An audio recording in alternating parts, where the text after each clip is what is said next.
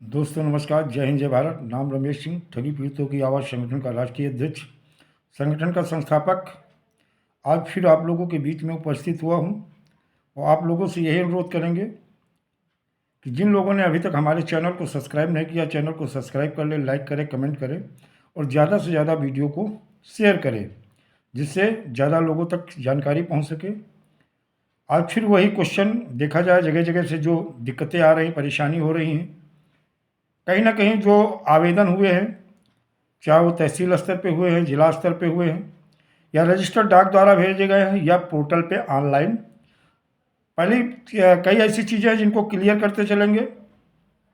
वर्ष 2019 कानून को लेकर के, कि वर्ष 2019 जो कानून है ये संपूर्ण भारत में लागू हो गया था। कुछ ऐसे राज्य थे जहाँ पे, जैसे कश्मीर था, कुछ अन्य जो है केंद्र राज्य शासित राज्य ऐसे थे जिनमें जो है नहीं लागू हुआ था। उनमें भी बाद में इसकी अधिसूचना जारी की गई और उनका एक लेटर भेजा गया, जिसके माध्यम से उन राज्यों में भी ये वर्ष 2019 कानून लागू हो गया। और पूरे भारत में संपूर्ण मुख्यमंत्रियों को लेटर भेजे गए थे कि वर्ष 2019 जो कानून है, यानी the whining of unregulated deposit scheme act 2019, जो अनरेगुलेटेड डिपॉजिट स्कीम है जिसमें गरीब लोगों का पैसा हड़पा गया है, इसे प्रतिबंधित करने के लिए यह कानून बनाया गया है, लोगों के भुगतान के लिए बनाया गया है। ये कानून लागू हो गया, इसमें कहीं डाउट नहीं है। बात यह आती है इस कानून की जो अनुपालना सुनिश्चित करना। अभी तक केंद्र सरकार ने सेंट्रल डेटाबेस अभी तक नहीं बनाया है। अभी जैसे ये लेटर, बहुत सारे ऐसे आदेश मैं आपको दिखा सकता हूँ, बहुत सारे ऐसे आदेश हैं, चाहे वो सुप्रीम कोर्ट का हो, चाहे हाई कोर्ट का हो, या सरकार द्वारा या राज्य के सरकारों द्वारा वो आदेश दिए गए, लेकिन ये जनरल ऑर्डर हैं और वो ऑर्डर नहीं कि जिसमें आदेश दे दिया जाए, जैसे कहते हैं ना कि आप अपने स्तर से प्रभावी कार्रवाई करें या उचित कार्रवाई करें, ये जनरल ऑर्डर में आता है। अगर ये कह दिया जाए कि नहीं, मुझे एक सप्ताह में इस चीज़ को आख्या दें, क्या आपने किया, अगर यह सरकार आदेश दे दे कि 180 कार्य दिवस में आप इन कंपनियों का या इन पीड़ित जमाकर्ताओं का जो आवेदन हुए इसका लेके आख्या मांग ले कि 180 कार्य दिवस में क्या इन पीड़ित जमाकर्ताओं का भुगतान हुआ या नहीं, अगर सरकार आख्या मान ले तो तेजी के साथ कार्रवाई हो सकती है। लेकिन आख्या छोड़िए, जब केंद्र सरकार ने नियमावली को मंजूरी ही नहीं दी, इस बात को उत्तर प्रदेश के चीफ सेक्रेटरी भी कर रहे हैं, इस बात को महानिदेशक वित्त फाइनेंस भी कर रहे हैं, इसी बात को लेकर उत्तर प्रदेश के समस्त मंडलायुक्त कर रहे हैं। मेरे पास जो कि आरटीआई में भी उन्होंने बताया कि मेरे पास अभी तक वर्ष 2019 की अनुपालना सुनिश्चित करने के लिए शासन से आदेश नहीं आया है।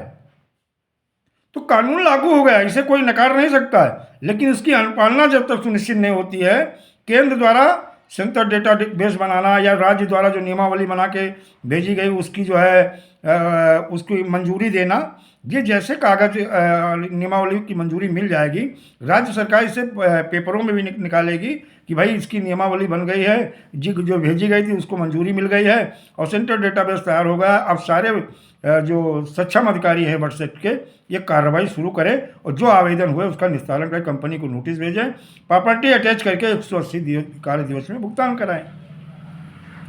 आदेश एक अलग चीज, आदेश भी हो जाता है, कहते हैं ना कागज पे आदेश मिलना एक अलग चीज हो जाती है, जमीनी हकीकत अलग है। लेकिन जिस कानून की अनुपालना ही सुनिश्चित नहीं, कानून को मंजूरी ही केंद्र सरकार ने जो नियमावली बना के उसको मंजूरी ही नहीं मिली, इसीलिए आप लोगों के भुगतान में विलंब हो रहा। और इसके लिए ज़रूरी होता है कि सरकार को आप लोगों को सरकार पे प्रेशर बनाना होगा, और वो आंदोलन ही एक विकल्प होता है जिसके माध्यम से हम लोग सरकार पे प्रेशर बनाते हैं। न्यायालय में आप देख ही रहे हो कि न्यायालय में लगभग एक लंबा समय खिंच जाता है, डेट पे डेट मिलती रहती है ना। तो इसलिए हमारा अपना मानना है कि कंफ्यूज ना हो, जिस दिन सेंट्रल डेटाबेस बन जाएगा, जिस दिन नियमावली, राज्य की नियमावली की मंजूरी मिल जाएगी, यही वर्षसेट के अधिकारी जो आवेदन हुए हैं इस पर निस्तार करने। अभी जो एक संगठन के मुखिया कह रहे थे कि उत्तर प्रदेश में पोर्टल के माध्यम से आवेदन हो रहा वर्षसेट का, क्या मूर्ख बना रहे हो? एक बंदा यूपी का बता दे कि पोर्टल पे जो है वर्षसेट का आवेदन हो रहा है। पीआईडी एक्ट 2016 का आवेदन हो रहा है, और कार्रवाई उसी पे हो रही है। बर्थ सर्टिफिकेट का कोई पोर्टल अभी जो है उत्तर प्रदेश में नहीं आया है। तो झूठ मत बोलो, किसी को गुमराह मत करो। जो लोग ऑनलाइन भी आवेदन पीआईडी एक्ट का पोर्टल पे कर रहे हैं वो पीआईडी एक्ट का हो रहा है और कार्रवाई भी उसी एक्ट के तहत। मैंने 2 आरटीआई लगाई हैं, एक महानिदेशक वित्त फाइनेंस को और एक हमने मंडलायुक्त को लगा दी है। जल्द ही इनका जवाब मिल जाएगा। और फिर एक बार हम जो झूठ बोल रहे हैं, बार बार गुमराह कर रहे हैं, किसी सरकार का महिमा मंडन कर रहे हैं, उनकी जो दंडवत प्रणाम कर रहे हैं, उनकी फिर पोल खोलेंगे कि लोगों, आप लोगों को गुमराह नहीं होना है। हम तब तक किसी राजनीतिक पार्टी का सपोर्ट नहीं करेंगे, हम तब तक किसी राजनीतिक पार्टी को वोट और सपोर्ट नहीं करेंगे जब तक पीड़ित जमाकर्ताओं का भुगतान सुनिश्चित नहीं हो जाता है, जब तक पीड़ित जमाकर्ताओं के अकाउंट में पैसा नहीं आ जाता है। मुझे सरकार के इस खोखले आदेशों पे भरोसा नहीं है। जब पैसा आ जाएगा तभी या तो सरकार लिखित में, केंद्र की सरकार लिखित में दे दे कि हम इन लोगों का इतने दिन में पैसा दे देंगे, नहीं तो हम तो सीधी बात कहते हैं, जहाँ पे हिंदुस्तान के 42 करोड़ लोग प्रभावित हों तो इसे तो एक आपदा, दैविक आपदा कही जाती है। सरकार तत्काल करे ना। बहुत सारे अन्य ऐसे सेक्टर हैं जहाँ पे जो है कर लगा करके, और 373 की धारा 357 में प्रावधान है कि क्षतिपूर्ति राहत कोष बनाए और क्षतिपूर्ति राहत कोष बना करके पीड़ित जमाकर्ताओं का भुगतान करे। बहुत सारी कंपनियों का पैसा तो सेबी के पास पड़ा है, ईडी के पास पड़ा है, लिक्विडेटर के पास पड़ा, कहीं किसी अथॉरिटी के पास पड़ा, उस पैसे को रिलीज करा दे। क्यों नहीं कराती?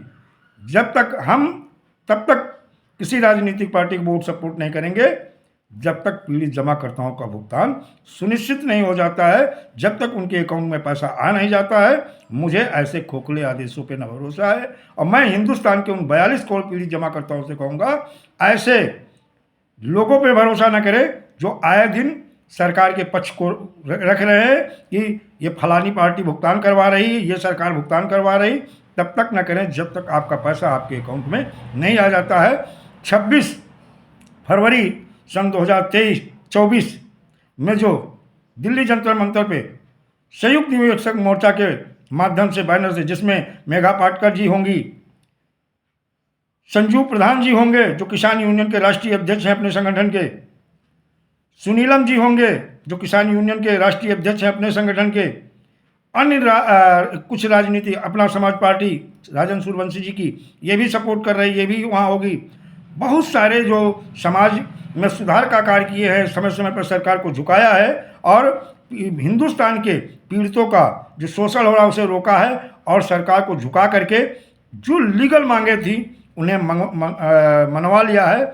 ऐसे लोग आपके संयुक्त निवेशक मोर्चा जो आपका बना है इसमें शामिल हो रहे हैं। आप सभी का पीड़ितों का भुगतान करवाने के लिए और आपकी पीड़ा को ख़त्म करने के लिए, और जो लोगों के कलंक लगे हैं अभिकर्ताओं को उस कलंक को धुलाने के लिए ये सारे लोग आएंगे।